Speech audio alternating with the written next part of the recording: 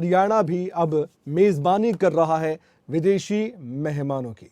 ऐसे में हरियाणा के लिए कैसे G20 की एक एंटी करप्शन वर्किंग ग्रुप की बैठक अहम हो जाती है, ये खबर अब आपको बताने जा रहा है, क्योंकि गुरुग्राम में G20 anti corruption working group की बैठक जारी है।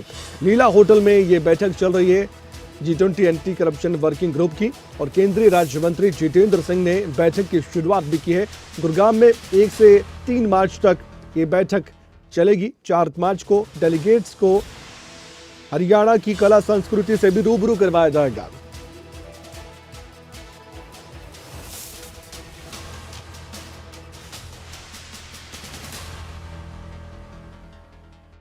योग से विदेशी मेहमानों के दिन की शुरुआत हुई है। केंद्रीय राज्य मंत्री जितेंद्र सिंह की प्रेस कॉन्फ्रेंस भी सुनी गई। 38 देशों के डेलीगेट्स बैठक में शामिल हुए हैं। ये जितेंद्र सिंह केंद्रीय राज्य मंत्री कहते नजर आए। एंटी करप्शन वर्किंग ग्रुप की ये बैठक बहुत महत्वपूर्ण है।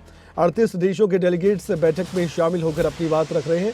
एंटी करप्शन वर्किंग ग्रुप की बैठक को लेकर जितेंद्र सिंह, जो कि केंद्रीय राज्य मंत्री, उन्होंने ये भी कहा कि बैठक के बाद और भी कार्यक्रम है, और साथ ही ये भी आपको जानकारी हम देना चाहते हैं कि रात्रि डिनर भी है, और मुख्यमंत्री मनोहर लाल रात्रि डिनर में शामिल होकर विदेशी मेहमानों से मुलाकात भी कर सकते हैं।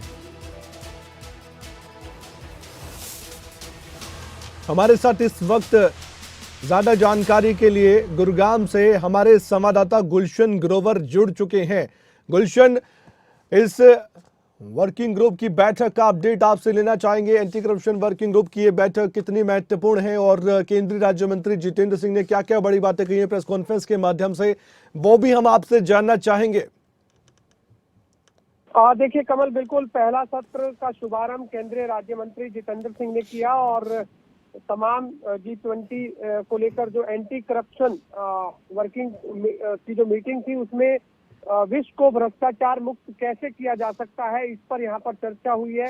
आपस में विचार विमर्श भी साझा हुए हैं, और सबसे बड़ी बात, जितेंद्र सिंह ने प्रेस कॉन्फ्रेंस की है, और प्रेस कॉन्फ्रेंस के माध्यम से ये जानकारी दी है कि अक्सर हम देखते हैं कमल की कोई भी शख्स जो है किसी भी कोई भी अपराध कर देता है, तो उसके बाद वो किसी दूसरी कंट्री में चला जाता है जी, और दूसरी कंट्री में जो कानून होते हैं वो अलग होते हैं, और किसी अन्य देश के कानून अलग होते हैं। तो उस पर भी इस बैठक में विचार विमर्श किया गया है कि कैसे उन अपराधियों को कैसे पकड़ा जा सकता है, खासकर भ्रष्टाचार पर, जो कि एंटी करप्शन की जो मीटिंग हुई है, तमाम सभी जो देश इसमें शामिल थे, तो उन सभी देशों के विचार विमर्श साझा किए। सभी जो देश इसमें शामिल थे, तो उन सभी देशों के विचार विमर्श साझा किए गए कि उनके वहां पर भ्रष्टाचार को मुक्त करने के लिए किस तरह की प्रणाली है, और खासकर भारत में किस तरीके की प्रणाली है। तो भारत के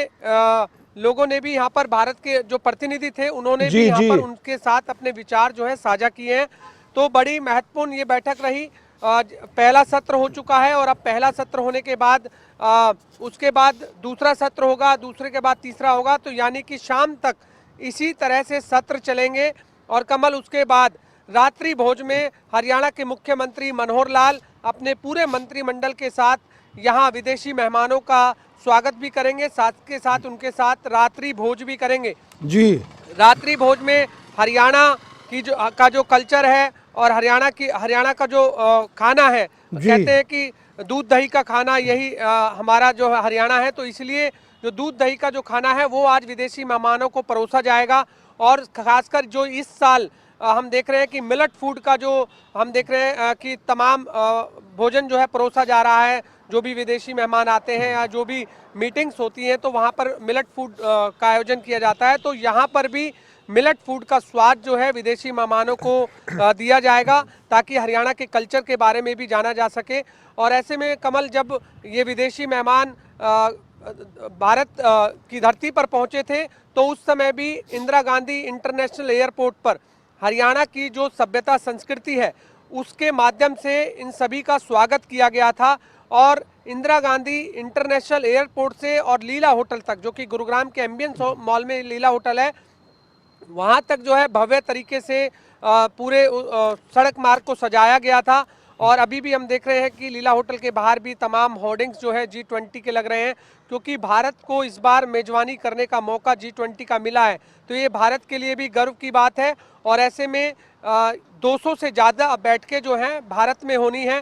तो जिस तरह आज गुरुग्राम में बैठक हो रही है जो कि एंटी करप्शन वर्किंग की बैठक है, अलग अलग मुद्दों पर जो है ये बैठकें जो है होनी है और 200 से ज़्यादा बैठकें जो भारत में होनी है। इसी तरीके से तमाम G20 में जो देश हिस्सा ले रहे हैं, इसके अलावा जो आमंत्रित देश भी जो है भारत की तरफ से किए गए हैं, तो लगभग 100 से ज़्यादा प्रतिनिधि हैं जो इस बैठक में हिस्सा ले रहे हैं। तो लगातार अपनी अपनी राय वो रख रहे हैं, क्योंकि कमल हम देख रहे हैं कि भाजपा सरकार में जिस तरीके से भ्रष्टाचार मुक्त को लेकर लगातार मुहिमें चलाई जाती हैं और खासकर हरियाणा की भी बात करें तो हरियाणा के मुख्यमंत्री मनोहर लाल भी लगातार भ्रष्टाचार को लेकर मुहिम चलाते हैं। तो ऐसे में हरियाणा के गुरुग्राम में इस एंटी करप्शन वर्किंग मीटिंग का मौका मिला है, तो हरियाणा के लिए भी गर्व की बात है। तो अब हरियाणा में मुख्यमंत्री जरूर भ्रष्टाचार मुक्त की बात करते हैं, तो अब यहाँ पर भी कैसे पूरे विश्व को भ्रष्टाचार मुक्त किया जा सकता है,